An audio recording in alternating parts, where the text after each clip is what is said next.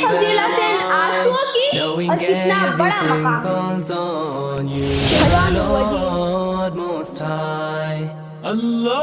اعوذ باللہ من الشیطان الرجیم، بسم اللہ الرحمن الرحیم۔ وَلِمَنْ خَافَ مَقَامَ رَبِّهِ جنتان، تمام قسم کی تعریف اللہ رب العالمین کے لیے ہے جو تمام جہان کا خالق، وہ مالک، وہ رازق ہے، جو عرش پر مستوی ہے، اور بے شمار درود و سلام ہمارے پیارے نبی حضرت محمد صلی اللہ علیہ وسلم پر۔ محترم سامعین اکرام، آج کی میری اس تقریر کا عنوان ہے اللہ سے ڈرنے کی فضیلت۔ محترم سامعین اکرام، زندگی میں دو بہت بڑی عبادتیں ہیں جو قلبی عبادتیں ہیں۔ ایک ہے اللہ کی محبت اور ایک ہے اللہ کا خوف۔ اللہ کی رحمت اور اس کی محبت کی عبادت ہم سے کروانی ہے، اللہ کے عذاب اور اس کے خوف کی عبادت ہم سے کروانی ہے۔ اللہ رب العالمین نے قرآن مجید میں 10 آیتوں میں ذکر کیا، اہل علم وہ ہے جس کی زندگی ہمیشہ خوف الہی کے سائے میں گزرتی ہو۔ اللہ تعالیٰ سورۃ معارج میں فرماتے ہیں وَالَّذِينَ هُمْ مَا عَذَابَ رَبِّهِمْ مُشْفِقُونَ، اللہ کے بندے وہ ہے جو اللہ کے عذاب سے ڈرتے ہیں، اللہ کے عذاب کے تصور سے کانپ رہے ہوتے ہیں کہ پتہ نہیں کب اللہ کا عذاب آ جائے، کب گرفت آ جائے، کب پکڑا آ جائے، کس شکل میں آ جائے۔ یہ اہل ایمان کی دلوں کی کیفیت ہوتی ہے۔ اہل علم کہتے ہیں ما کان باللہ عرف کان بھی اکوف، جس کو اللہ رب العالمین کی معرفت جس قدر ہوں گی وہ اس طرح اللہ رب العالمین سے ڈرے۔ یہی وجہ ہے کہ فرشتے اللہ رب العالمین سے سب سے زیادہ ڈرتے ہیں، اللہ کے خوف سے کانپ رہے ہوتے ہیں، جبکہ جہنم فرشتوں کے لیے ہے ہی نہیں۔ آپ صلی اللہ علیہ وسلم نے جبرائیل امین سے پوچھا اے جبرائیل، میں نے میکائیل کو بھی ہنستے ہوئے نہیں دیکھا، میکائیل ہنستے کیوں نہیں؟ جبرائیل امین نے جواب دیا ما ضاحک میکائیل منود خلقت النار، محمد سنو، جب سے اللہ نے جہنم بنائی میکائیل ہنسنا بھول گئے۔ اللہ اکبر، اس زندگی میں اللہ سے ڈرنے کی کتنی بڑی فضیلت ہے، کتنا بڑا مقام ہے۔ اللہ تعالیٰ قرآن مجید میں فرماتے ہیں وَلِمَنْ خَافَ مَقَامَ رَبِّهِ جَنَّتَانِ فَبِأَيِّ آلَاءِ رَبِّكُمَا تُكَذِّبَانِ، جسے اپنے رب کے سامنے کھڑے ہونے کا ڈر ستا ہے، اس بندے کے لیے اللہ رب العالمین کے پاس دو جنتیں ہیں۔ امام مجاہد فرماتے ہیں اس سے مراد وہ بندہ ہے، وہ انسان ہے جس کے دل میں برائی کا خیال تو آتا ہے، وہ گناہ کا ارادہ تو کرتا ہے، وہ گناہ کی طرف قدم تو بڑھا جاتا ہے، پھر اچانک سے اس کے دل میں اللہ رب العالمین کا خوف آتا ہے، وہ بڑا ہوا قدم رک جاتا ہے، گناہ کا کیا ہوا ارادہ منسوخ کر دیتا ہے، محض اللہ کے ڈر سے اور اللہ کے سامنے کھڑے ہونے کے ڈر سے۔ فرمایا گیا ہے ایسے بندے کے لیے اللہ رب العالمین کے پاس دو جنتیں ہیں۔ سورہ ملک میں اللہ تعالیٰ فرماتے ہیں میرے وہ بندے جو بن دیکھے مجھ سے ڈرتے، میرے بندوں نے مجھے دیکھا نہیں، میرے پیغمبروں کے بتانے پر مجھ سے ڈرتے۔ اللہ تعالیٰ فرماتے ہیں میں نے ان کے لیے 2 بڑی نعمتیں رکھی ہیں۔ پہلا انعام ہے بخشش، اللہ ان کے گناہوں کو معاف کر دے گا۔ دوسرا ہے اجر کبیر، عظیم ثواب سے اللہ رب العالمین ان کو نوازے گا۔ تیسری فضیلت ملاحظہ کیجئے، اسے ہم میں سے ہر شخص حاصل کر سکتا ہے۔ کبھی اللہ کا خوف دل میں طاری ہو جاتا ہے، انسان کا دل یوں نرم ہو جاتا ہے، انسان کو اپنے گناہوں کا احساس یوں رلاتا ہے۔ یہ جو آنسو خوف الہی سے نکلتے ہیں، آپ جانتے ہیں خوف الہی سے بہے گئے آنسو کی قیمت کیا ہے؟ پیارے نبی کریم صلی اللہ علیہ وسلم بیان فرماتے ہیں 2 آنکھیں ایسی ہیں جسے نار جہنم کبھی نہیں جلائیں، کبھی نہیں چھوئیں گی۔ اللہ تعالیٰ نے ایسی آنکھوں کو نار جہنم پر اور نار جہنم کو ایسی آنکھوں پر حرام کر دیا۔ پہلی آنکھ عین بکت من خشیت اللہ، جو آنکھ اللہ کے خوف سے آنسو بہا دے، جس آنکھ کو اللہ کے خوف سے رونا آ گیا، ایسی آنکھ کو اللہ رب العالمین نے نار جہنم پر حرام کر دیا۔ کتنی بڑی فضیلت ہے ان آنسوؤں کی اور کتنا بڑا مقام ہے۔ خشیت الہی کی عبادت وہ عبادت ہے جو گناہوں کی مغفرت اور جنت میں جانے کی باعث ہے۔ حضرت ابو ہریرہ رضی اللہ تعالیٰ عنہ سے روایت ہے کہ رسول صلی اللہ علیہ وسلم نے ارشاد فرمایا تم سے پہلی قوم میں ایک شخص ایسا تھا جس نے کبھی نیک عمل نہیں کیا تھا، البتہ وہ توحید پرست تھا۔ جب اس کا مرنے کا وقت قریب آیا تو اس نے اپنے گھر والوں سے کہا جب میں مر جاؤں تو مجھے جلا دینا اور یہاں تک میں کوئلے کی طرح ہو جاؤں اسے پیس کر میری راکھ کو تیز ہوا میں اڑا دینا۔ چنانچہ جب وہ مر گیا اس کے گھر والوں نے ایسا ہی کیا۔ جب وہ اللہ تعالیٰ کی مٹھی میں آیا تو اللہ تعالیٰ نے اس سے پوچھا اے آدم کے بیٹے تو نے ایسا کیوں کیا؟ تو اس نے کہا اے رب تیرے ڈر کی وجہ سے میں نے کیا۔ تو اس بنا پر اس کی مغفرت کر دی گئی۔ اس نے کبھی نیک عمل نہیں کیا تھا سوائے توحید کے۔ وہ ایک سجدہ جسے تو گرا سمجھتا ہے، وہ ایک سجدہ جسے تو گرا سمجھتا ہے، ہزار سجدے سے دیتا ہے آدمی کو نجات۔ اور یہ بات جان لیجئے اور یہ بات ذہن نشین کر لیجئے، جب قیامت قائم ہوگی عرش کے سائے کے علاوہ کوئی سایہ نہ ہوگا۔ عرش کے سائے میں جا گھرنے والا وہ انسان ہوگا۔ وَرْجُلُ ذِكْرُ اللَّهُ خَلِيلًا فَزَادَتْ عَيْنًا، اکیلا ہوگا، اندھیری رات ہوگی، کوئی دیکھنے والا نہ ہوگا۔ ایسی حالت میں اللہ رب العالمین کو یاد کر کے، اللہ رب العالمین کی نعمتوں کو یاد کر کے، اللہ رب العالمین کے عذابات کو یاد کر کے وہ خوب پچھتائیں گا، اپنے آنکھوں سے آنسو بہائیں گا، عرش کے سائے میں جگہ پائیں گا۔ مگر آج دور حاضر پہ ہم نظر ڈالیں تو معلوم ہوگا میرے اور آپ کے دل میں دنیا کا ڈر ہے، مال کے ختم ہو جانے کا ڈر ہے، عزت کے کم ہو جانے کا خوف ہے، خوبصورتی کے کم ہو جانے کا خوف ہے، عہدہ و منصب کے چھن جانے کا خوف ہے، ہر اس چیز کا خوف ہے جو فنا اور ختم ہونے والی ہے، مگر اس حیوم اور قیوم کا خوف نہیں ہے جو زندہ اور طاقتور ہے۔ آخر میں شعر کے ساتھ اپنی جگہ لینا چاہوں گی۔ زمانے سے تو سب ہی ڈرتے ہیں نوشین، زمانے سے تو سب ہی ڈرتے ہیں نوشین، خدا سے ڈرنے والے اب نہیں ملتے، خدا سے ڈرنے والے اب نہیں ملتے۔ آخر میں اللہ رب العالمین سے دعا ہے کہ اللہ رب العالمین ہمارے دلوں کو تیری خشیت سے بھر دے۔ آمین وآخر الدعوانا الحمدللہ۔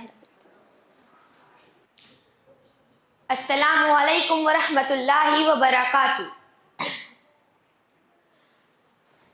نحمد و نصلی علی رسولہ الکریم، اما بعد، اعوذ باللہ من الشیطان الرجیم، بسم اللہ الرحمن الرحیم۔ آج میں جس عنوان کے تحت تقریر کرنا چاہتی ہوں وہ شرک اور قبر پرستی ہے۔ شرک ایسا گناہ ہے جو کہ اللہ تعالیٰ کبھی معاف نہیں کریں گے، جیسے کہ اللہ تعالیٰ فرماتے ہیں اے میرے بندے تو زمین سے لے کر آسمان تک گناہ لے کر آ جا، چاہوں تو میں تجھے معاف کر دوں گا، لیکن تو ذرہ برابر بھی اگر شرک لے کر آئے تو تیری کوئی معافی نہیں۔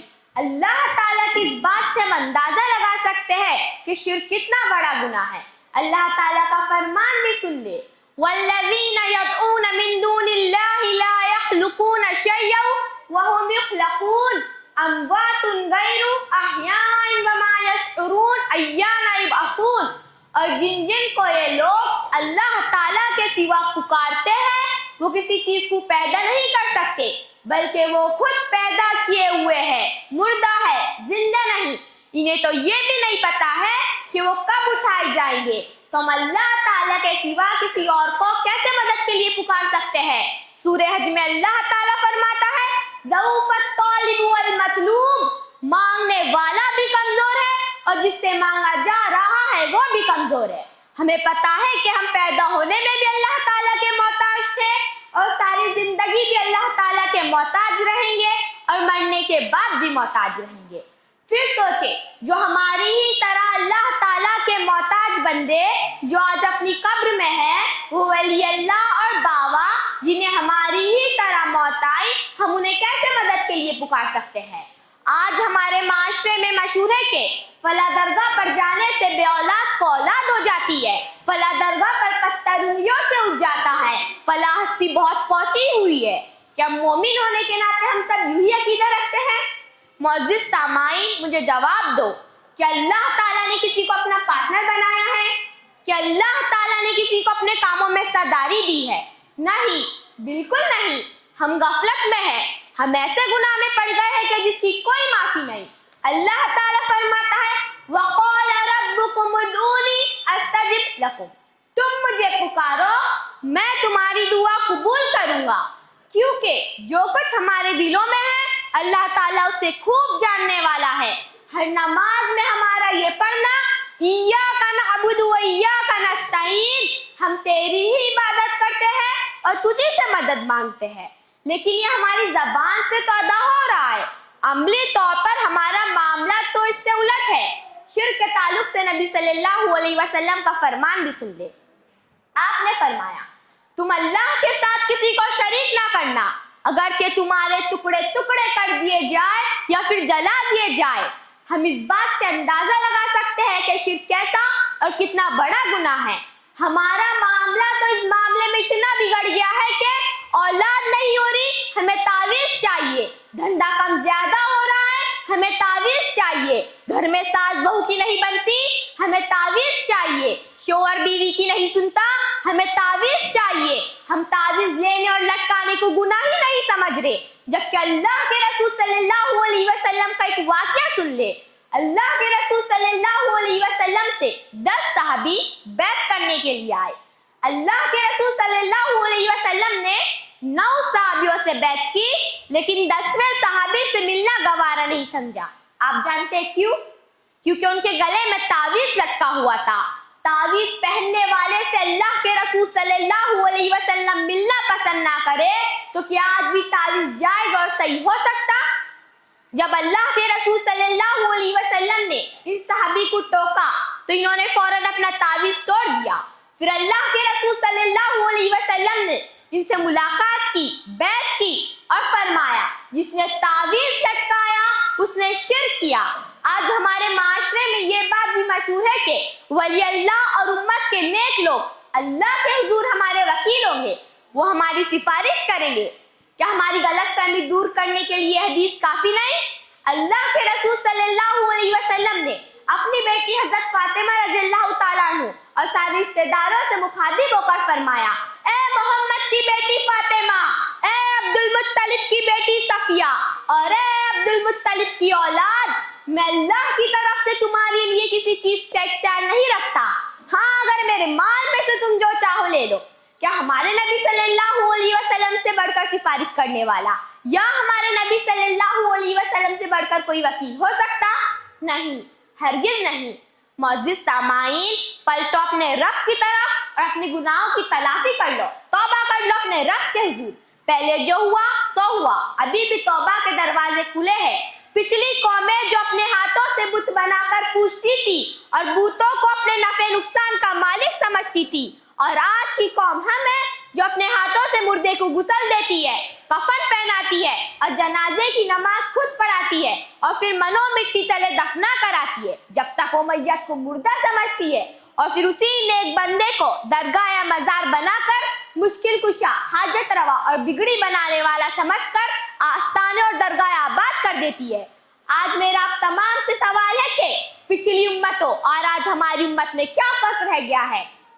اللہ کی قسم شرک معاف نہیں ہے. اللہ کی ذات صفات میں کسی کو شریک نہ کرنا. اللہ کے لیے اپنی آخرت تباہ اور برباد نہ کرے. اللہ تعالیٰ خود اپنے لیے فرماتا ہے انہ علیم بذات الصدور، بے شک وہ تو دلوں کے حال سے واقف ہے. پھر اتنے عظیم اور اتنے طاقتور رب کے لیے وسیلے کی کیا ضرورت ہو سکتی ہے؟ حسبی اللہ، میرے لیے میرا اللہ ہی کافی ہے.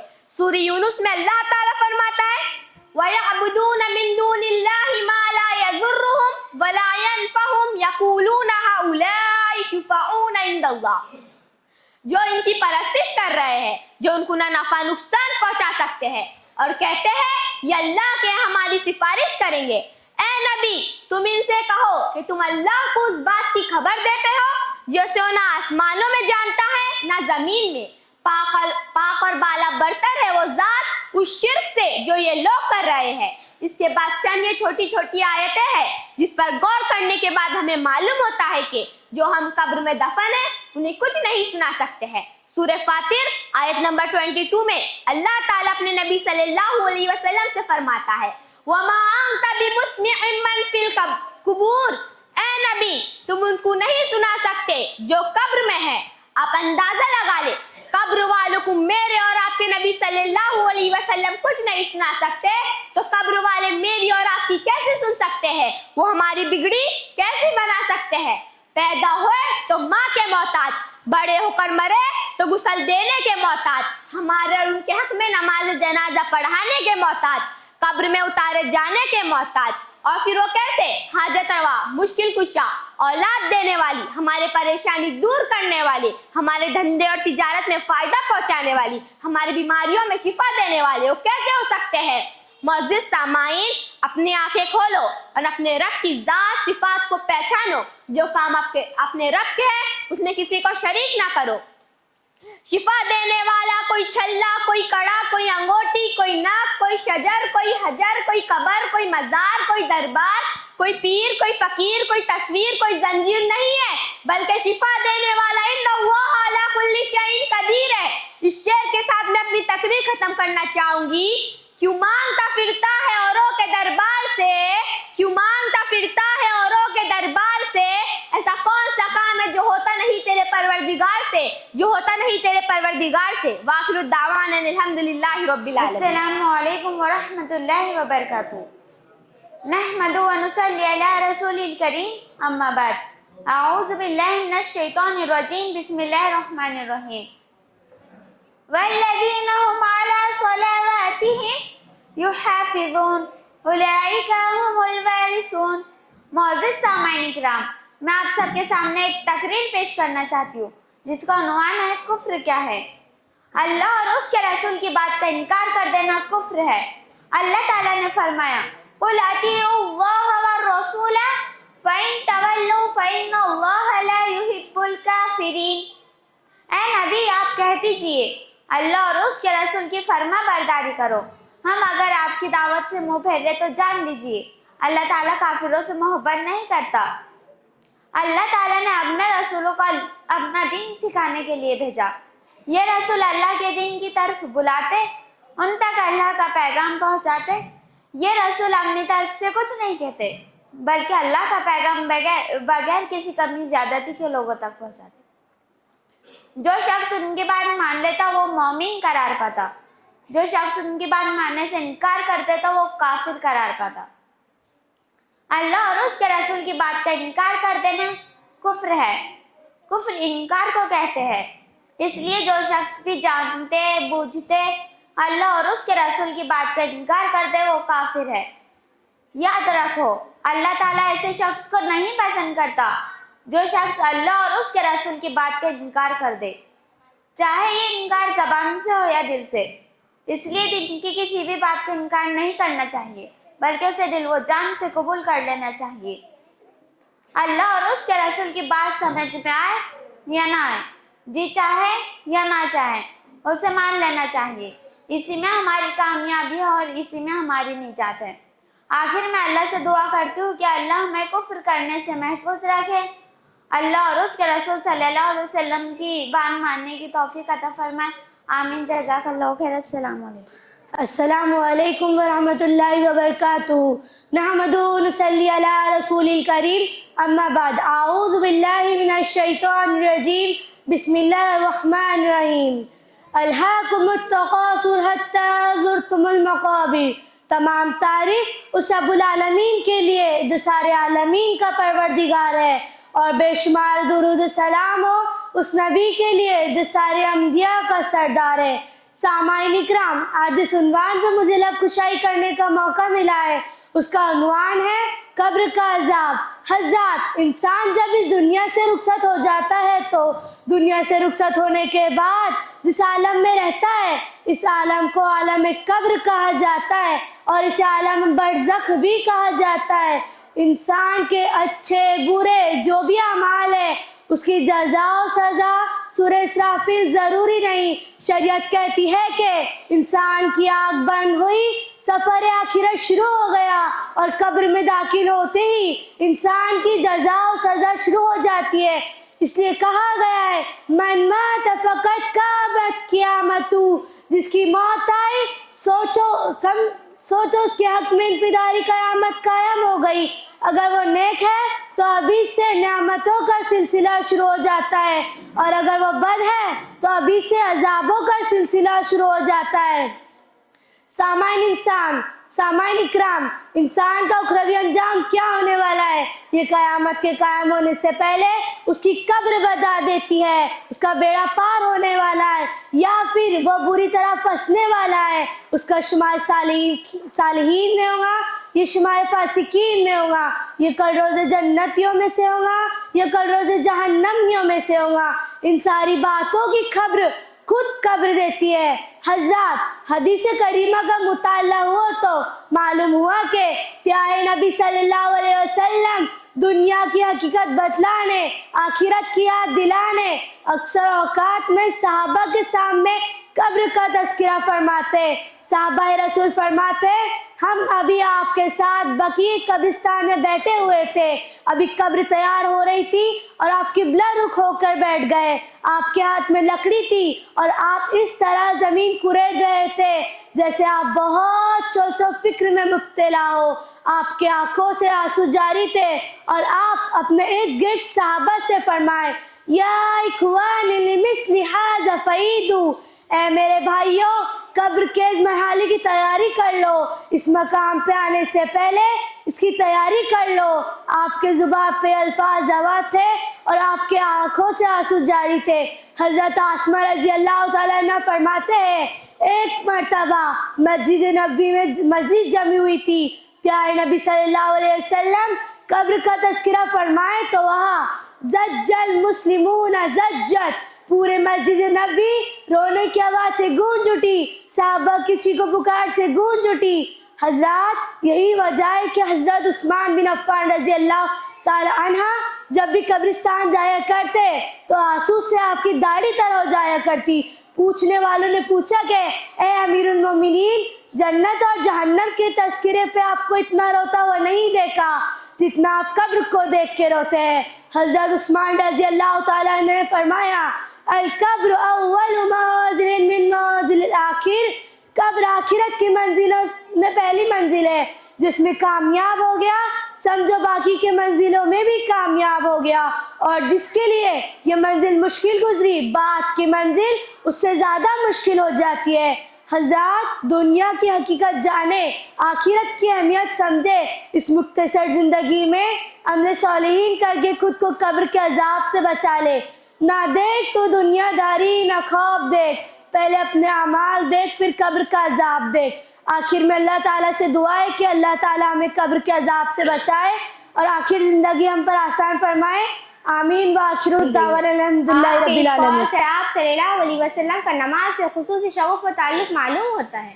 نماز کا عمل گویا آپ کے لیے آنکھوں کی ٹھنڈک تھا، جس سے آپ کو راحت و سکون ملتا تھا۔ مزید یہ کہ صحابہ کو بھی نماز کے عمل میں مصروف دیکھ کر آپ کو خوشی ہوتی تھی۔ اسلام میں ایمان کے بعد نماز ہی کا درجہ ہے۔ جب معاذ بن رضی اللہ عنہ کو جب نبی کریم صلی اللہ علیہ وسلم نے حضرت معاذ رضی اللہ عنہ کو داعی اور معلم بنا کر یمن بھیجا تو ان سے کہا کہ تم ایک ایسی قوم کی طرف جا رہے ہو جو اہل کتاب ہے، یعنی نصارہ، جو اہل علم ہے، جن کے پاس پچھلی آسمانی کتابوں کا علم ہے، تو سب سے پہلی چیز جس کی طرف تم انہیں دعوت دو گے وہ ایک اللہ کی عبادت ہے۔ جب وہ اسے پہچان لے، یعنی توحید کا اقرار کر لے، تو ان سے کہنا کہ اللہ تعالیٰ نے تم پر دن رات میں 5 وقت کی نمازیں بھی فرض کی ہے۔ جب وہ اسے بھی مان لے تو انہیں کہنا کہ اللہ تعالیٰ نے تم پر زکوٰۃ بھی فرض کی ہے۔ جب وہ اسے بھی مان لے تو ان کے بہترین اموال لینے سے بچنا، یعنی زکوٰۃ میں وہ مال لینا جو درمیانی قسم کا ہو، نہ گھٹیا مال لینا اور نہ ہی بہترین مال لینا۔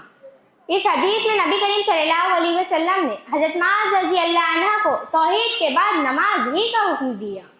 اس حدیث سے دین کے داعیوں کے لیے رہبری ملتی ہے کہ وہ اپنی دعوتوں میں سب سے اول توحید کو رکھے، عقیدے کے اعتبار سے نماز کو لوگوں کی زندگیوں میں لانے کی کوشش ہو، اور عبادت کے اعتبار سے نماز کی، کیونکہ توحید کے بغیر نجات نہیں، اور قیامت کے دن سب سے پہلے نماز ہی کا محاسبہ ہونے والا ہے۔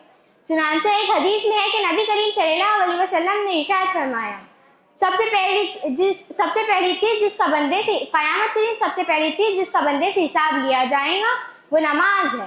اگر وہ صحیح نکلی تو باقی تمام اعمال بھی صحیح نکلیں گے، اور اگر نماز میں نقص نکل آیا تو باقی تمام اعمال میں بھی نقص ہی نکلے گا۔ آخر میں اللہ تعالیٰ سے دعا ہے کہ وہ ہمیں نماز کا پابند بنائے۔ وآخر الدعوانا الحمدللہ۔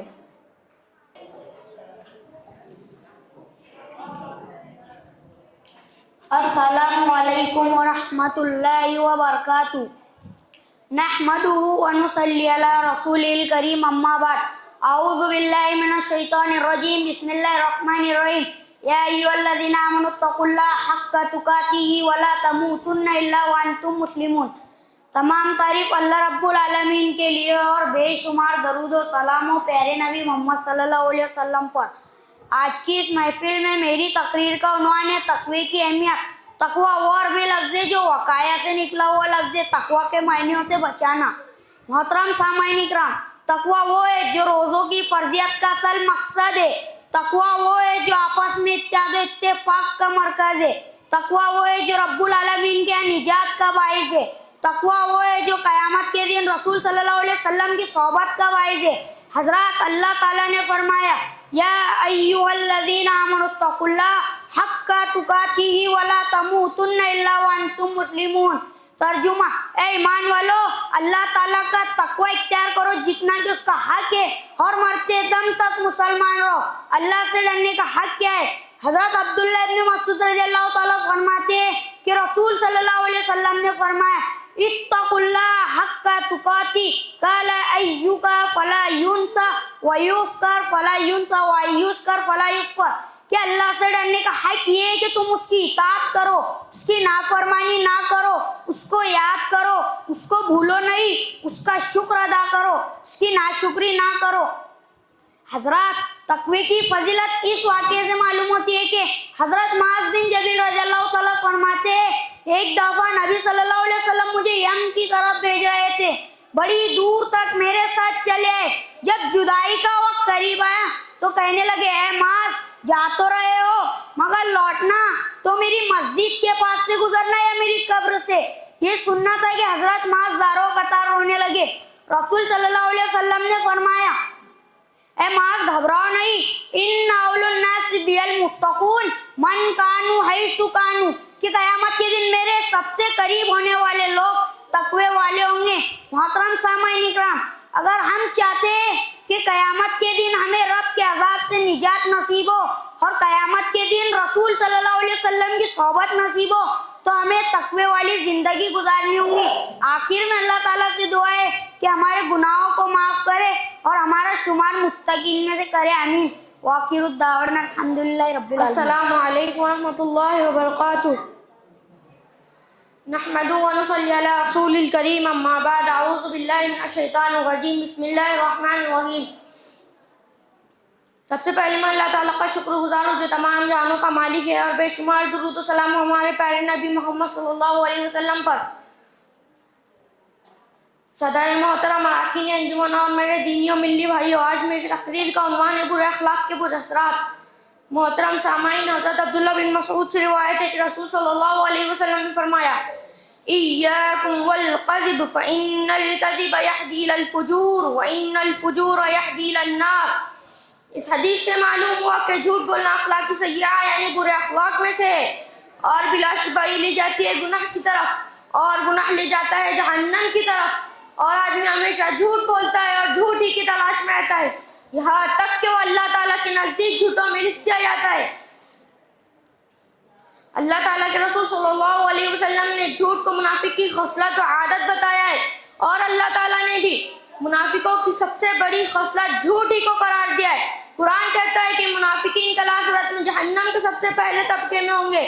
برے اخلاق میں سے ایک حسد بھی ہے۔ حسد کہتے ہیں کہ دوسرے کے پاس کوئی چیز ہو، مال و دولت وغیرہ، اسے اس سے چھین جانے کی تمنا کرنا اور خواہش کرنا کہ وہ چیز میرے پاس آ جائے، یہ حسد کہلاتا ہے۔ حضرت ابو ہریرہ سے روایت ہے کہ رسول صلی اللہ علیہ وسلم نے فرمایا ایاکم والحسد فإن الحسد یأکل الحسنات کما تأکل النار الحطب۔ حضرت ابو ہریرہ سے روایت ہے کہ رسول صلی اللہ علیہ وسلم نے فرمایا بے شک تم حسد سے بچو، کیونکہ حسد نیکیوں کو اس طرح کھا جاتی ہے جس طرح آگ لکڑی کو کھا جاتی ہے۔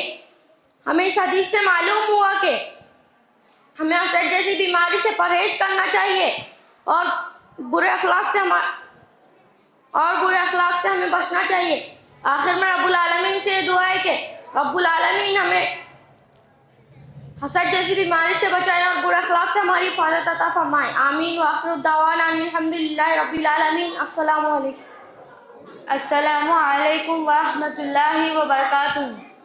إن الحمد لله نحمده ونستعينه ونستغفره ونعوذ بالله من شرور أنفسنا ومن سيئات أعمالنا من يهده الله فلا مضل له ومن يضلل فلا هادي له وأشهد أن لا إله إلا الله وحده لا شريك له وأشهد أن محمدا عبده ورسوله أما بعد فإن خير الحديث كتاب الله وخير الهدي هدي محمد صلى الله عليه وسلم وشر الأمور محدثاتها وكل محدثة بدعة وكل بدعة ضلالة وكل ضلالة في النار. ہر قسم کی تعریف اور شکر اللہ رب العزت کے لیے لائق و زیبا ہے جو ساری کائنات کا خالق، مالک اور منتظم ہے. درود و سلام ہو سردار الانبیاء محمد صلی اللہ علیہ وسلم پر اور آپ کے اصحاب پر. جناب صدر اور میرے ہم مکتب ساتھیوں، آج میری تقریر کا عنوان ہے محمد صلی اللہ علیہ وسلم کی سیرت. اللہ تعالیٰ نے ہر دور میں اپنے بعض بندوں کو چنا اور فرشتوں کے ذریعے انہیں سچائی کا علم عطا فرمایا. ایسے انسانوں کو نبی اور رسول کہتے ہیں. اللہ تعالیٰ نے ہمارے نبی کو ساری جہانوں کے لیے رحمت بنا کر بھیجا ہے. اللہ تعالیٰ قرآن میں فرماتا ہے وَمَا أَرْسَلْنَاكَ إِلَّا رَحْمَةً لِلْعَالَمِينَ، اے نبی ہم نے آپ کو ساری انسانیت کے لیے رحمت بنا کر بھیجا ہے. آپ کے بچپن کا واقعہ، آپ جب اس دنیا میں آئے بھی نہیں تھے تو اللہ تعالیٰ نے آپ کے والد کا سایہ اٹھا لیا. تکلیفوں، مصائب اور یتیمی کا سفر شروع ہو گیا. تصور کیجئے کہ دنیا میں آنے سے پہلے والد کا سایہ شفقت سے محروم ہو جائے. یہ آپ کے لیے کتنا بڑا امتحان تھا. آپ یتیم پیدا ہوئے، عربوں میں تھا کہ بچوں کو اچھی صحت اور اچھی زبان سیکھے، مرض و امراض سے محفوظ رہے، اس لیے وہ اپنے بچوں کو دیہاتی عورتوں کی رضاعت کے لیے دیتے تھے. آپ کو حلیمہ سعدیہ کے سپرد کیا گیا. یہ یتیم بچہ ایک بوڑھی اونٹنی پر سوار ہے، لیکن یہ بچہ جہاں پر بھی ٹھہرتا اور پڑاؤ کرتا وہاں خیر و برکت کا نزول ہوتا. جب آپ کی عمر 6 برس کی ہوئی تو آپ کے والدہ کا بھی انتقال ہو گیا. پھر آپ کی پرورش آپ کے دادا نے کی. جب آپ کی عمر 8 برس کی ہوئی تو آپ کے دادا کا بھی انتقال ہو گیا. پھر آپ کی پرورش آپ کے چچا نے کی جو آپ سے بہت زیادہ محبت کرتے تھے. وہ آپ کی طاقت تھے، ہر وقت آپ کے ساتھ رہتے، آپ کو تجارت کے سفر بھی لے جاتے. آپ بڑے ہو کر ایک ایماندار تاجر بنے. اسی ایمانداری کو دیکھتے ہوئے حضرت خدیجہ نے آپ سے شادی کی. اس وقت آپ کی عمر صرف 25 سال تھی اور حضرت خدیجہ کی عمر 40 سال تھی. ایک خوشحال زندگی کی شروعات ہوئی. آپ ہمیشہ کائنات کا مشاہدہ کرتے، اس پر غور و فکر کرتے. آپ کو عرب کے لوگوں کے شرکیہ طور طریقوں سے بہت نفرت تھی. اس وجہ سے آپ غار حرا میں جا کر بیٹھ جاتے اور اللہ تعالیٰ کی عبادت کرتے. ایک دن اچانک سے جبرائیل علیہ السلام آئے اور آپ کو دبوچ کر کہنے لگے پڑھ اقرأ باسم ربک الذی خلق خلق الانسان من علق اقرأ وربک الاکرم الذی علم بالقلم علم الانسان ما لم یعلم. پڑھ اپنے رب کے نام سے جس نے انسان کو خون کے لوتھڑے سے پیدا کیا. تیرا رب بڑا کریم ہے جس نے انسان کو قلم کے ذریعے وہ سکھایا جو وہ نہیں جانتا تھا. اس واقعے کے بعد آپ صلی اللہ علیہ وسلم پریشان ہو گئے. آپ کو حضرت خدیجہ نے سہارا دیا. کہنے لگی کہ آپ تو لوگوں کے ساتھ بھلائی کرتے ہو، اللہ تعالیٰ آپ کے ساتھ برا نہیں کرے گا. سب سے پہلے اسلام لانے والوں میں حضرت خدیجہ رضی اللہ تعالی عنہ، حضرت ابو بکر رضی اللہ تعالی عنہ، حضرت زید بن حارثہ رضی اللہ تعالی عنہ، حضرت علی رضی اللہ تعالی عنہ، انہوں نے سب سے پہلے اسلام قبول کیا. 3 برس تک آپ نے چپکے چپکے سے اسلام کی دعوت دی. جب آپ کو حکم ہوا کہ اپنے خاندانیوں اور رشتہ داروں میں اسلام کی دعوت دیجیے، اللہ تعالیٰ قرآن میں فرماتا ہے یا ایھا المدثر قم فانذر وربک فکبر. اے کپڑے اوڑھنے والے کھڑے ہو جاؤ اور اپنے رب کی بڑائی بیان کرو اور لوگوں کو ڈراؤ کہ تمہارا رب بڑا کریم ہے. وہی قریش جو کل آپ کو صادق اور امین کہتے تھے آج آپ کے دشمن بن گئے.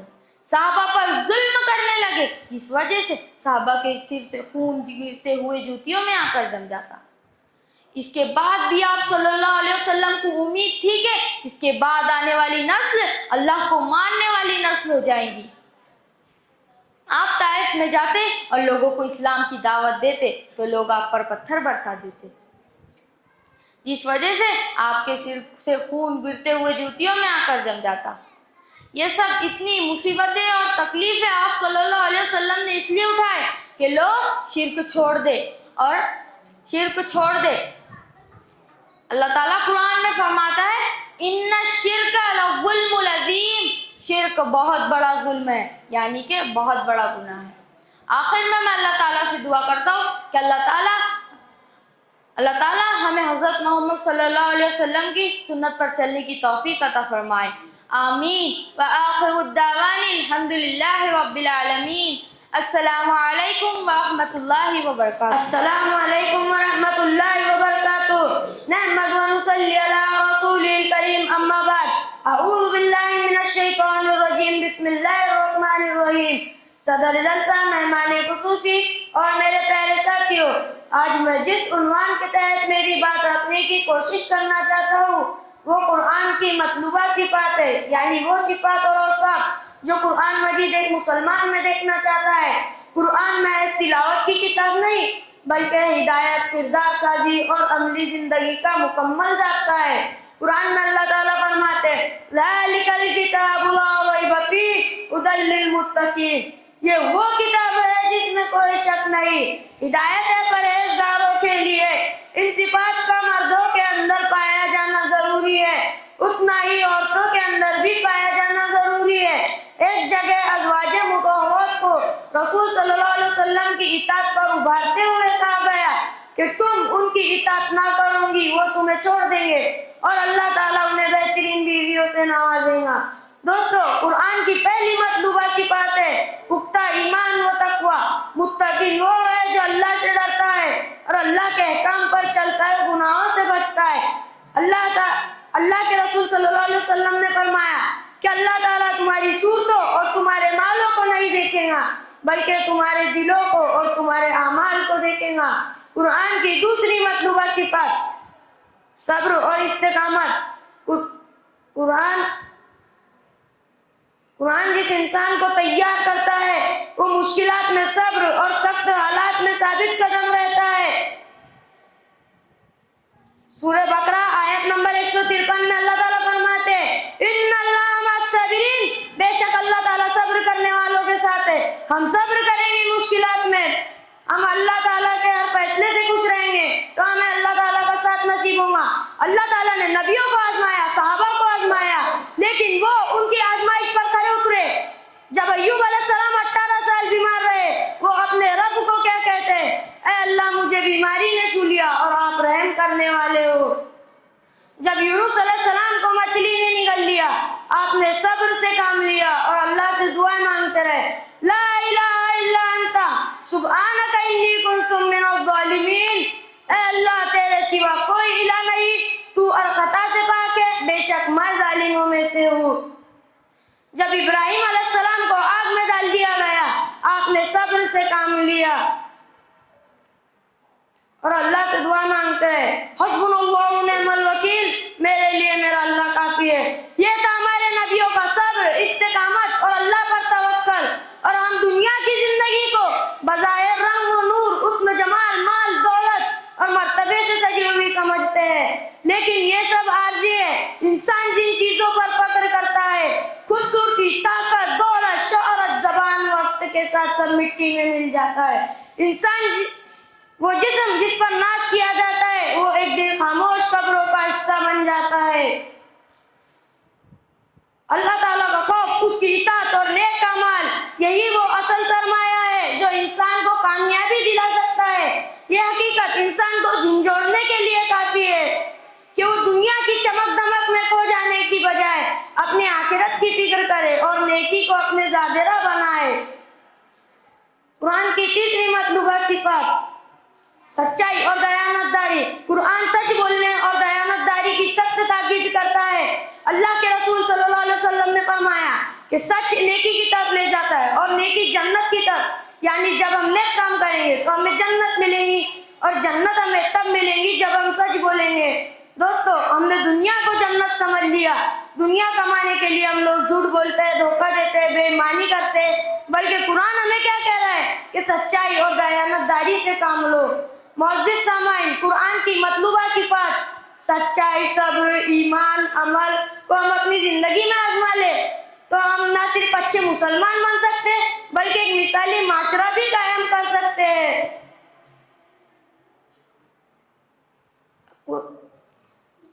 اللہ تعالیٰ ہمیں قرآن کی مطلوبہ صفات پر زندگی گزارنے والا بنا دے اور کہنے سننے سے زیادہ عمل کرنے کی توفیق عطا فرمائے۔ آمین وآخر الدعوانا الحمدللہ رب العالمین۔ السلام علیکم ورحمۃ اللہ وبرکاتہ۔ نحمد و نصلی علی رسول الکریم، اما بعد، اعوذ باللہ من الشیطان الرجیم، بسم اللہ الرحمن الرحیم۔ نون والقلم وما یسطرون، ما انت بنعمت ربک بمجنون، وان لک لعجرا غیر ممنون، وانک لعلی خلق عظیم۔ سب سے پہلے میں رب العالمین کا شکر گزار ہوں جو تمام جہانوں کا خالق، مالک، مدبر اور پالنہار ہے، اور بے شمار درود و سلام ہو ہمارے پیارے نبی جناب محمد مصطفیٰ صلی اللہ علیہ وسلم پر۔ حضرات، آج کی اس پررونق محفل میں میرے تقریر کا عنوان ہے آپ صلی اللہ علیہ وسلم کے اخلاق اسلام۔ سامعین کرام، نبوت ملنے کے بعد مشرکین مکہ آپ صلی اللہ علیہ وسلم کو ایک الزام دیا کرتے تھے۔ اس الزام کا تذکرہ اللہ رب العالمین نے سورہ قلم کے اندر اس کا جواب دیا ہے۔ مشرکین آپ صلی اللہ علیہ وسلم کو کہتے تھے کہ آپ مجنون ہیں، آپ دیوانے ہیں، نعوذ باللہ آپ پاگل ہیں۔ قرآن نے اس کا جواب دیتے ہوئے فرمایا، ما انت بنعمت ربک بمجنون، اے محمد تم اپنے رب کے فضل و کرم سے مجنون اور دیوانے نہیں ہو، وانک لعلی خلق عظیم، آپ کے اخلاق تو بہت اعلیٰ ہے، عظیمت والے ہیں، بلند ہے۔ حضرات، قرآن یہاں یہ کہنا چاہتا ہے کہ نبی کریم اخلاق کے جس مقام پر فائز تھے اس کا کوئی توڑ مشرکین مکہ کے پاس نہ تھا۔ مشرکین پیارے نبی کی دعوت کو روکنے کے لیے بڑی پلاننگ کیا کرتے تھے، بڑی سازشیں کیا کرتے تھے، لیکن ان کی ساری سازشیں ناکام ہو جاتی۔ ارے ہم اس ہستی کی بات کر رہے ہیں جس ہستی کی دنیا میں اتنے زیادہ دشمن تھے، لیکن وہ ایک ایسی ہستی ہے جس نے صرف اپنے اخلاق کی بنا پر لاتعداد دشمنوں کو اپنا بنا لیا۔ آپ صلی اللہ علیہ وسلم سرزمین مکہ پر اپنے اخلاق کو لے کر چیلنج کر رہے ہیں کہ اے مجھے جھوٹا کہنے والوں سنو، فقد لبثت فیکم عمرا من قبل، کہ میں وہی محمد ہوں جس کی کتاب زندگی کے 40 وقت تمہارے سامنے کھلے ہوئے ہیں۔ میں تم سے چیلنج کرتا ہوں کہ میری کتاب حیات میں کوئی چھوٹا سا داغ بھی دکھا دو۔ صحابہ کرام ام المؤمنین حضرت عائشہ سے آپ کے اخلاق کے بارے میں پوچھا، فرمایا ان رسول اللہ کان خلقہ القرآن، پورا قرآن آپ کے اخلاق ہے۔ بخاری شریف کی روایت میں عبداللہ بن عمرو بن عاص کہتے ہیں کہ تورات میں رسول اللہ صلی اللہ علیہ وسلم کی پیشگوئی اس طرح کی تھی کہ اے پیغمبر، میں تمہیں دنیا میں بھیجنے والا ہوں شاہد اور گواہ بنا کر، مبشر اور خوشخبری دینے والا بنا کر، امی قوم کا محافظ بنا کر آپ میرے بندے ہو گئے۔ آپ کا نام میں نے متوکل رکھا کہ ہر معاملے میں توکل رکھنے والے ہو گئے۔ کہا میرا آنے والا نبی سخت مزاج نہ ہوگا، بد زبان نہ ہوگا، بازار میں چیخنے چلانے والا نہ ہوگا، اور برائی کا بدلہ برائی سے لینے والے نہ ہوگا۔ میرے آنے والے نبی کی خصوصیات غفور الرحیم، عفو درگزر، معاف کرنا، معاف کرنی ہی ہوگی۔ حضرات، ہر نبی کی بعثت کا ایک مقصد ہوتا ہے، مگر اللہ اکبر، پیاری نبی نے اپنی آمد کے مقصد میں ایک لفظ میں بیان کرتے ہوئے فرمایا انما بعثت لاتمم مکارم الاخلاق، کہ اے لوگو تم سے پوچھا جائے کہ محمد کیوں آئے، کیا لے کر آئے اور کیا پیغام دے کر گئے، تو دنیا سے کہہ دو انما بعثت لاتمم مکارم الاخلاق، کہ ہمارے نبی اخلاق لے کر آئے، اخلاق دے کر گئے اور اخلاق سکھا کر گئے۔ حضرات، آپ صلی اللہ علیہ وسلم کے اخلاق کا اندازہ ہم اس واقعے سے لگا سکتے ہیں کہ سمامہ بن اسال کفر کی حالت میں ہے۔ سمامہ جب کافر تھے ان کی دشمنی اتنی سخت تھی کہ جہاں بھی صحابہ کرام کو پایا قتل کیا، جہاں موقع ملا وہاں قتل کیا۔ ایک مرتبہ ایک شخص کو قیدی بنا لیا صحابہ کرام اور مسجد نبوی کے ستون سے باندھ دیا۔ پیارے رسول تشریف فرمائے، دیکھا یہ تو سمامہ ہے۔ کہا پیارے رسول نے سمامہ نگاہ اٹھاؤ تو صحیح، ہمیں دیکھو تو صحیح۔ سمامہ نے کہا جا نہیں دیکھتا، چاہو تو مجھے قتل کر لو یا اپنے لوگوں کا بدلہ لے لو یا مجھے عذاب کر तलाक दो, मैं तुम्हें बहुत उजरत दूंगा। प्यारे रसूल चले गए और सहाबा इकराम को हुक्म दिया कि इस कैदी का खाने पीने का अच्छे से ख्याल रखना। फिर दूसरे दिन आए, फिर वही सवाल किया और सुमामा ने भी वही जवाब दिया। फिर तीसरे दिन आए, फिर वही सवाल किया और सुमामा ने भी वही जवाब दिया। प्यारे रसूल ने कहा, जाओ सुमामा, तुम्हें आजाद किया। सुमामा भागे, एक जगह रुके, गुस्ल किया, फिर लौटे। प्यारे रसूल ने कहा, सुमामा तुम्हें तो छोड़ दिया था। सुमामा ने कहा, हाँ, अपना बनाकर छोड़ दिया था।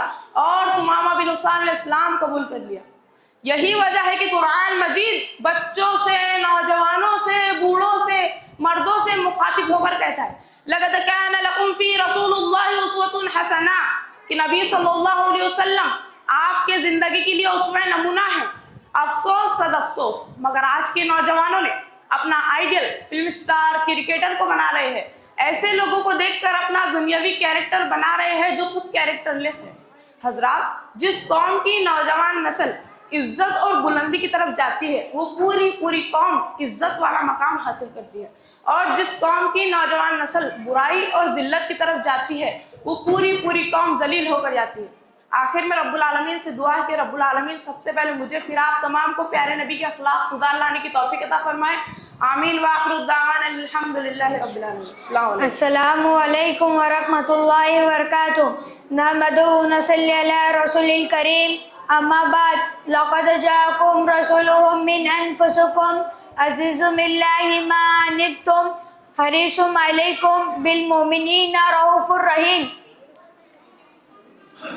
अस्सलामु अलैकुम वरहमतुल्लाहि वबरकातुहू। सबसे पहले मैं अल्लाह रब्बुल इज़्ज़त का शुक्रगुजार हूँ जो तमाम जहानों का मालिक है, और बेशुमार दरूद सलाम हो सैयदुल मुस्लिमीन रहमतुल आलमीन मोहम्मद सल्लल्लाहु अलैहि वसल्लम पर।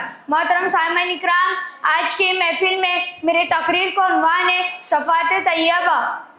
हज़रत गिरामी, सूरह तौबा में अल्लाह ताला ने प्यारे रसूल सल्लल्लाहु अलैहि वसल्लम की चंद सिफात का ताक़ीज़ा करते हुए फरमाया कि लक़द जाअकुम रसूलुहुम मिन अनफुसिकुम, कि अल्लाह ने तुम्ही में से एक रसूल भेजा है।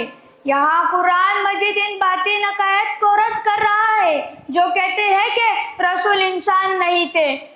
कुरान इन तमाम बातें नकायत की नाफी करते हुए ये ऐलान करता है कि प्यारे नबी बशर थे। दूसरी सिफत अज़ीज़ुन इल्लाहि मा अनंतुम, कि तुम्हारी तकलीफ आप पर गिरा गुजरती है।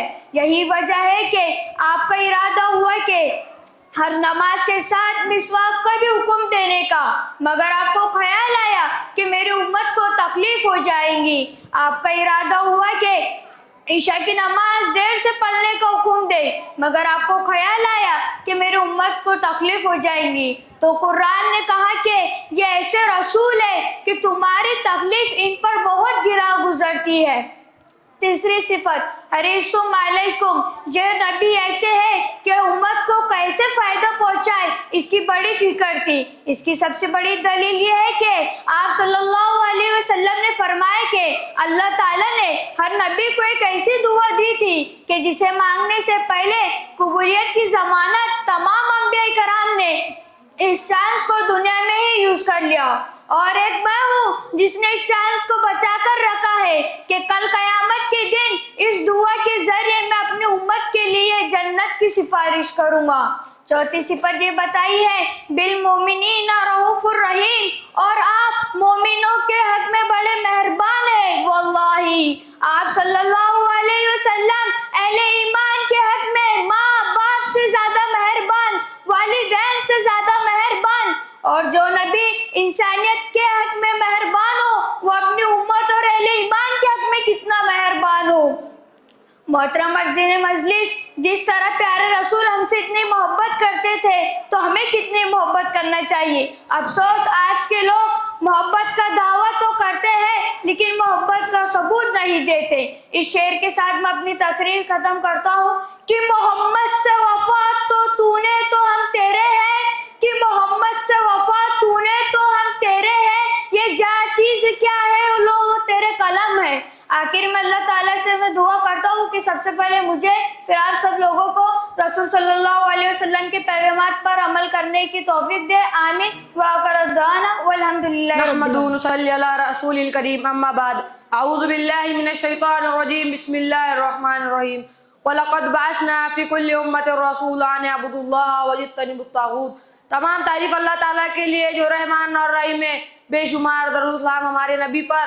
محترم حاضرین مجلس، آج کے اس جلسے میں میری تقریر کا عنوان ہے توحید کی اہمیت. اللہ تعالیٰ کا ہمارے اوپر سب سے بڑا فضل و احسان یہ ہے کہ اس نے ہمیں ایمان کے لازوال نعمت سرفراز فرمایا اور کفر و شرک کی تاریک و پرپیچ وادیوں میں بھٹکنے سے بچا کر توحید کی روشن شاہراہوں پر گامزن کیا. ایک سچے مومن کی نگاہ میں توحید اتنی بڑی دولت ہے کہ دنیا کی ساری ملکیت تو شہنشاہیت کوئی معنی نہیں رکھتی.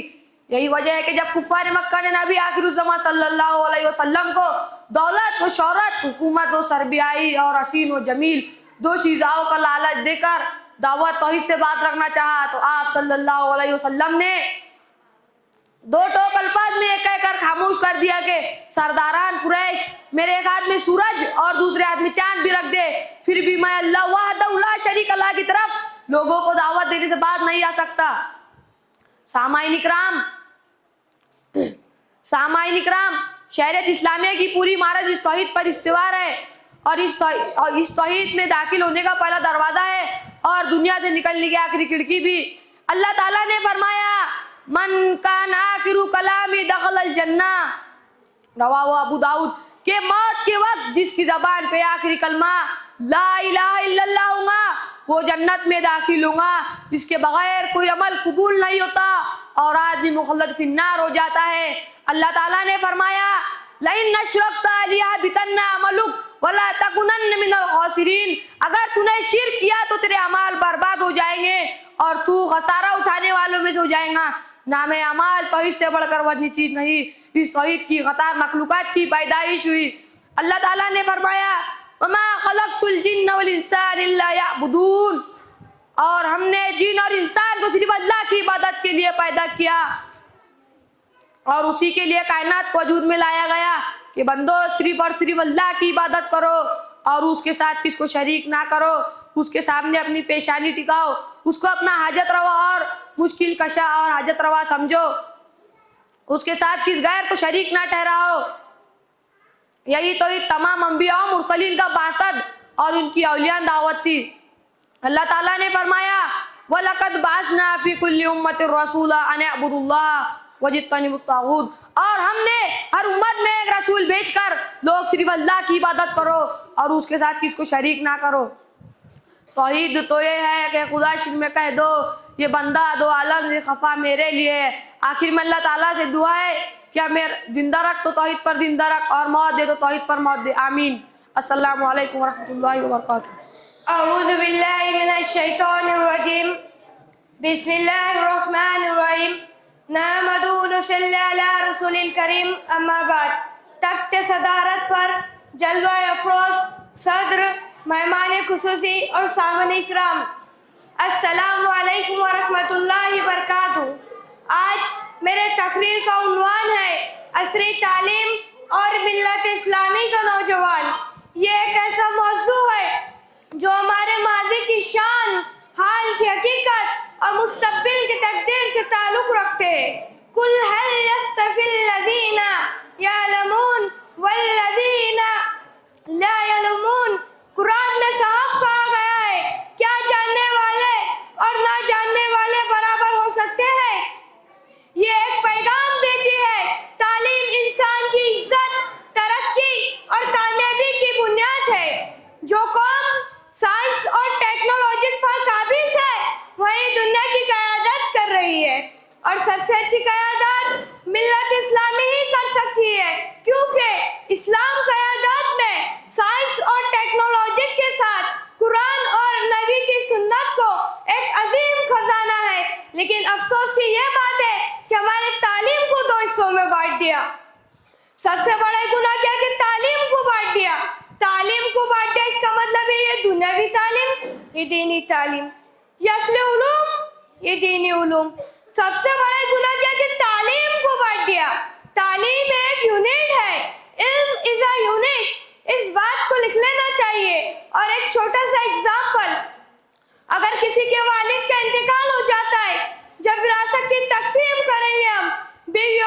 بچوں میں اگر وراثت کی تقسیم اللہ کے رسول صلی اللہ علیہ وسلم کے بتائے ہوئے طریقوں پر کرتے ہیں تو کیا یہ دین ہے؟ ہمارا جواب کیا رہے گا؟ ہاں یہ دین ہے. جو میتھمیٹکس کیلکولیشن کا اگر آپ استعمال کرتے ہیں تو وہ دین کا حصہ نہیں میرے بھائیوں. آپ ہسٹری کھول کے دیکھیے, دنیا میں جتنی بھی جنگ لڑی گئی جو ہار جاتا تھا اس کے بعد دو آپشن رہتے تھے, یا تو سر قلم کراؤ یا تو فائن دو. لیکن تیسرا آپشن حضرت محمد صلی اللہ علیہ وسلم نے بتایا کہ ہمارے بچوں کو پڑھاؤ. اللہ اکبر. صرف دینی تعلیم لے کر ٹیکنالوجی میں پیچھے رہ جانا اور عصری تعلیم لے کر دین کو چھوڑ دینا یہ مقصد حیات سے غافل کر دیتے ہیں. ایسے مسلم نوجوان جو قرآن کا عاشق بھی ہو اور سائنس ٹیکنالوجی کا ماہر بھی ہو. مسلم سائنس دونوں علم کی بنیاد رکھی گئی جس پر سارے علوم کے دروازے کھل جائے. میرے بھائیوں, علامہ اقبال نے نوجوانوں کو جگانے کے لیے کہا تھا کہ خودی کو کر بلند اتنا کہ ہر تقدیر سے پہلے, خودی کو کر بلند اتنا کہ ہر تقدیر سے پہلے خدا بندے سے خود پوچھے بتا تیری رضا کیا ہے. میرے دوستوں کو ہماری ترقی اس بات کی گواہی ہے کہ جب مسلم نوجوانوں نے علم کو اپنایا تو دنیا ان کی پیروی کرنے لگی. ہمارے اسلاف نے الجبرا ایجاد کیا, ابن سینا نے طب میں کمال حاصل کیا, جابر بن حیاب نے کیمسٹری کی بنیاد رکھی. لیکن عصری تعلیم کے سہارے انجینئر یا ڈاکٹر بن جاتے مگر اپنے دین کو بھول جاتے تو خود کے لیے بھی اور ملت کے لیے بھی نقصان.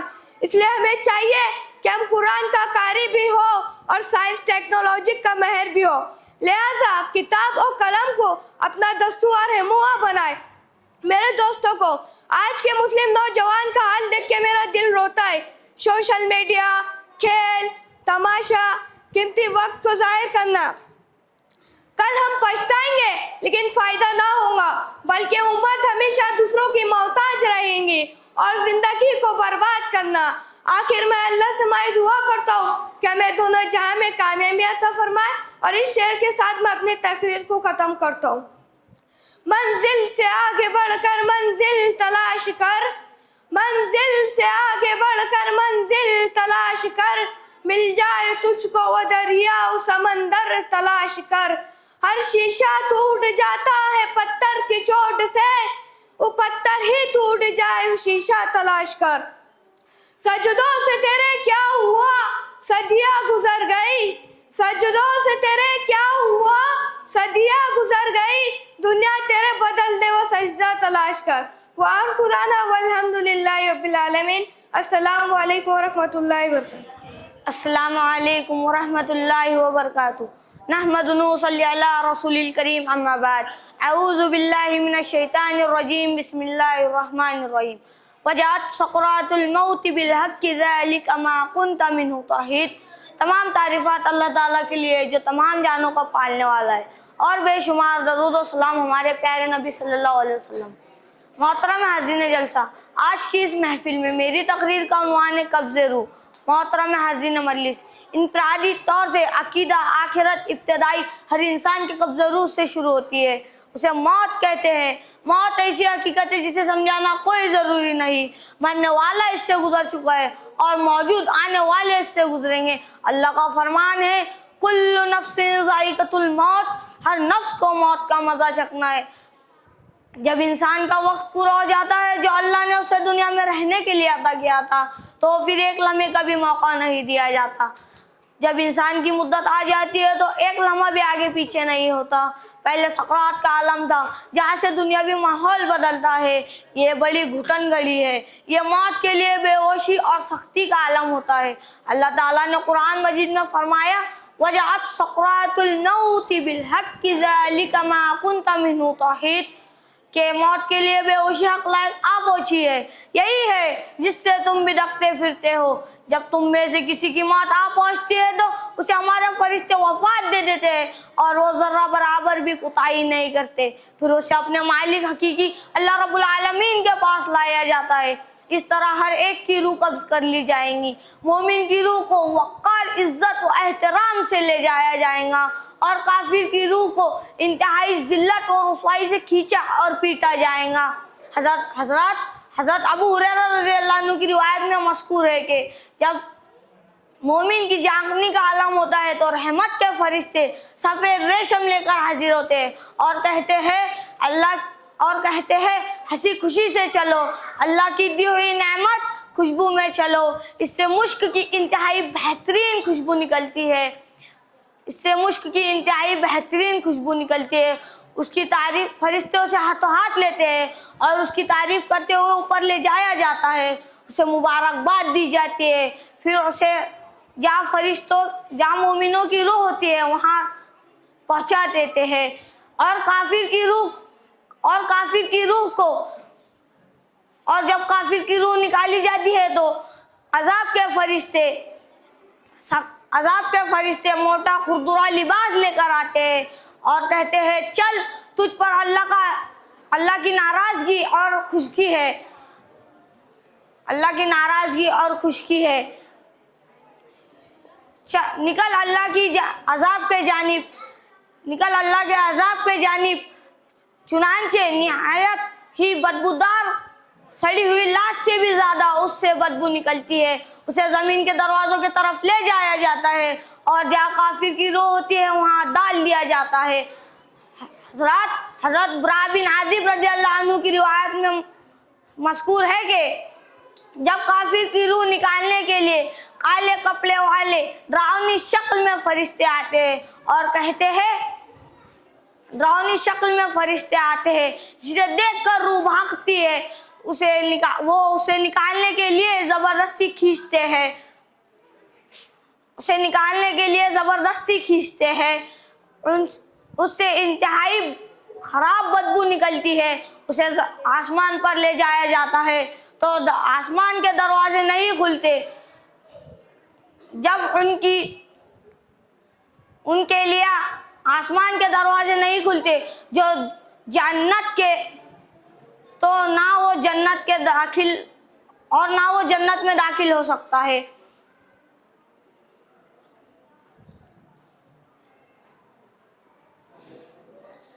آخر میں اللہ رب العالمین سے دعا ہے کہ ہمارے گناہوں کو معاف فرمائے اور ہمارا خاتمہ ایمان پر، آمین وآخر دعوانا۔ السلام علیکم ورحمۃ اللہ وبرکاتہ، نحمد ونصلی علی رسولہ الکریم، اما بعد، اعوذ باللہ من الشیطان الرجیم، بسم اللہ الرحمن الرحیم۔ یا ایھا الذین آمنوا اتقوا اللہ وقولوا قولا سدیدا۔ تمام تعریف اللہ تعالیٰ کے لیے ہے جو تمام جہانوں کا خالق، مالک اور پالنہار ہے، اور بے شمار درود و سلام ہمارے پیارے نبی حضرت محمد صلی اللہ علیہ وسلم پر۔ محترم حاضرین مجلس، آج کی اس محفل میں میری تقریر کا عنوان ہے تقوی کی اہمیت۔ تقوی پختہ ایمانی شعور کا ایسا پاکیزہ اور شاندار نمونہ ہے جو بلا شبہ خوف و خشیت، الہی رب العالمین کے عذاب سے ڈر اور عفو درگزر، نیز اجر و ثواب کی امید سے وابستہ ہے۔ یہ ایک ایسی لازوال نعمت ہے جسے انسان دنیاوی مال و متاع اور اسباب و املاک کے علاوہ ان ساری چیزوں سے بے نیاز ہو جاتا ہے۔ اس کے نظریے سے ان تمام چیزوں کی کوئی اہمیت باقی نہیں رہ جاتی۔ اس کا تعلق اگرچہ دل سے ہے لیکن اس کے اثرات و نتائج باہر بھی مرتب ہو جاتے ہیں، کیونکہ یہ ایک ایسا ایمانی ضابطہ ہے جو انسان کو بالکل باضابطہ بنا دیتا ہے اور اس کے فکر و عمل کو لگام دیتا ہے، ضلالت و گمراہی کی راہ سے بچاتا ہے اور نیکی اور اصلاح کی راہ بتاتا ہے۔ سامعین کرام، دنیاوی زندگی کے مراحل تو بہت کٹھن ہوتے ہیں لیکن اس میں الجھنے کی بجائے اس سے بچ نکال آنے کا نام تقوی ہے۔ اللہ رب العالمین کے لیے تقوی یہ ہے کہ اس کے مؤامرات کو بجا لائے اور اس کے منہیات سے اجتناب کرے۔ حضرت عمر رضی اللہ تعالیٰ عنہ سے روایت ہے کہ وہ کہتے تھے، میں نے ایک مرتبہ حضرت ابی بن کعب رضی اللہ تعالیٰ عنہ سے تقوی کے متعلق سوال کیا تو انہوں نے کہا، اے امیر المؤمنین، کیا آپ کا گزر کسی خاردار راستے سے ہوا ہے؟ تو حضرت ابی بن کعب رضی اللہ تعالیٰ عنہ نے کہا، ہاں کیوں نہیں؟ تو حضرت ابی بن کعب نے پوچھا، ایسی صورت میں آپ نے کیا کیا؟ تو حضرت عمر رضی اللہ تعالیٰ عنہ نے کہا، میں ایسی صورت میں اپنے پائچے اوپر چڑھا لیتا ہوں اور کبھی قدم آگے بڑھا لیتا ہوں اور کبھی پیچھے بڑھا لیتا ہوں، اس ڈر سے کہ یہ کانٹا مجھے نہ چوب جائے۔ تو حضرت ابی بن کعب رضی اللہ تعالیٰ عنہ نے کہا، یہی تقوی ہے۔ محترم سامعین اکرام، تقوی وہ ہے جو روزے کی فضیلت کا اصل مقصد ہے، تقوی وہ ہے جو آپس میں اتحاد و اتفاق کا مرکز ہے، تقوی وہ ہے جو رب العالمین کے یہاں نجات کا باعث ہے۔ اللہ تعالیٰ کا ارشاد ہے یا ایھا الذین آمنوا اتقوا اللہ وقولوا قولا سدیدا، کہ اے ایمان والو تم اللہ تعالیٰ سے ڈرو اور درست بات کہو۔ اور ایک جگہ ارشاد ہے فاتقوا اللہ ما استطعتم، اور جتنا ہو سکے تم اللہ کا خوف کھاؤ۔ حضرات اللہ تعالیٰ نے فرمایا یا ایھا الذین آمنوا اتقوا اللہ حق تقاتہ ولا تموتن الا وانتم مسلمون، کہ اے ایمان والو اللہ تعالیٰ کا تقوی اختیار کرو جتنا کہ اس کا حق ہے، اور تم مرتے دم تک مسلمان رہو۔ اللہ سے ڈرنے کا حق کیا ہے؟ حضرت عبداللہ بن مسعود رضی اللہ تعالیٰ عنہ فرماتے ہیں کہ رسول صلی اللہ علیہ وسلم نے فرمایا اتقوا اللہ قولوا ان یطاع فلا یعصى وان یذکر فلا ینسى وان یشکر فلا یکفر، کہ اے ایمان والو اللہ سے ڈرنے کا حق یہ ہے کہ تم اس کی اطاعت کرو اور اس کو یاد کرو، بھولو نہیں، اور اس کا شکر ادا کرو، اس کی ناشکری نہ کرو۔ حضرات خلاصہ یہ ہے کہ تقوی ہی ہے انسان فتنوں اور موصیات سے اس طرح بچ نکل آتا ہے جس طرح خاردار جھاڑی سے بچ نکل آتا ہو۔ تقوی قلب و راہ، عمل و کردار کی اس قوت کا نام ہے کہ انسان ان چیزوں کو بجا لائے جن کا اللہ نے حکم دیا ہو، اور ان چیزوں سے رک جائے جن کا اللہ نے منع فرمایا ہو۔ آخر میں اللہ تعالیٰ سے یہ دعا ہے کہ اللہ تعالیٰ ہمیں اور آپ سب کو تقوی والی زندگی گزارنے کی توفیق عطا فرمائے۔ آمین وآخر دعوانا ان الحمد للہ رب العالمین۔ السلام علیکم۔ السلام علیکم ورحمۃ اللہ وبرکاتہ۔ نحمد و نصلی علی رسول الکریم، اما بعد، اعوذ باللہ من الشیطان الرجیم، بسم اللہ الرحمن الرحیم۔ حامیم تنزیل الکتاب من اللہ العزیز الحکیم۔ صدر جلسہ، معزز سامعین اکرام اور میری دنیا کی ساتھیوں، آج جس عظیم الشان عنوان پر مجھے لب کشائی کرنے کا موقع مل رہا ہے وہ ہے عظمت قرآن۔ قرآن کا مفہوم انہیں کون بتائے؟ قرآن کا مفہوم انہیں کون بتائے؟ آنکھوں سے جو قرآن کی تلاوت نہیں کرتے۔ سورہ حشر آیت نمبر 21 میں اللہ تعالیٰ ارشاد فرماتے ہیں اگر ہم اس قرآن کو کسی پہاڑ پر نازل کرتے تو آپ دیکھتے کہ وہ خوف خدا سے ریزہ ریزہ ہو جاتا۔ ہم ان مثالوں کو لوگوں کے سامنے بیان کرتے تاکہ وہ غور و فکر کرے۔ میرے عزیز ساتھیوں، اللہ تعالیٰ نے قرآن مجید فرقان حمید کو اپنے بندے حضرت محمد صلی اللہ علیہ وسلم پر 23 سال کے عرصے میں نازل فرمایا ہے۔ قرآن ہم تمام انسانوں کے لیے رہنمائی کا سرچشمہ ہے۔ قرآن ہمارے لیے دلوں کی امراض کی شفا ہے۔ قرآن ہمارے لیے نور ہے۔ قرآن ہمارے لیے شفا ہے۔ قرآن ہمارے لیے رحمت و برکت کا ذریعہ ہے۔ قرآن میں ہمارے زندگی کے ہر ایک مسئلے کا حل موجود ہے۔ قرآن کریم نازل ہوئے کئی صدیاں گزر چکی، لیکن ان کی آیت میں ذرہ برابر بھی فرق نہیں آیا اور نہ کبھی آئیں گا انشاءاللہ۔ آئیے اب میں شعر کے ساتھ اپنی جگہ لیتی ہوں۔